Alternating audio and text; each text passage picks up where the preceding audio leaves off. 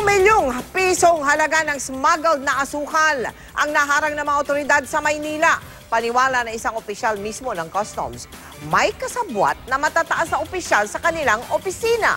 Kaya lumalala ang smuggling ng asukal nitong mga nakaraang buwan. Nakatutok si June Veneracion. Mahigit 20 milyong pisong halaga ng smuggled na asukal mula China ang nasabat ng intelligence group ng Bureau of Customs sa Manila International Container Port o MICP. Nakadeklarang houseware. May mga kahon ng gamit pambahay at pangkusina sa unahan ng container van. Pero sa likod, nakatago ang sako-sakong smuggled na asukal. Nung nakarang buwan, meron ding nakumpiskang pusit na asukal na nagkakahalaga naman ng 34 na milyong piso. Isa lang daw ang ibig sabihin nito.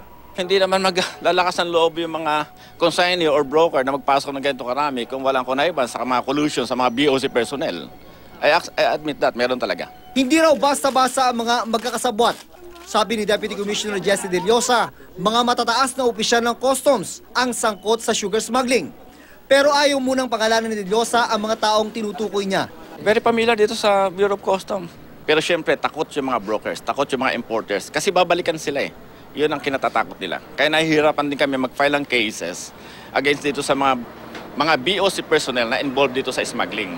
Nagtataka rin ang mga taga-sugar industry kung bakit bigla na lang daw lumala ang smuggling ng asukal sa bansa sa nakalipas na 2.5 buwan. Nasa 100 container van na raw ng smuggled na asukal ang nakukumpiska sa Cagayan de Oro, Cebu at Manila. Hindi pa malinaw kung ilan ang nakalusot. Dati raw, halos walang smuggling ng asukal. Maraming factors pero we're looking now at the internal environment. Ano ang nagbago 2.5 months ago?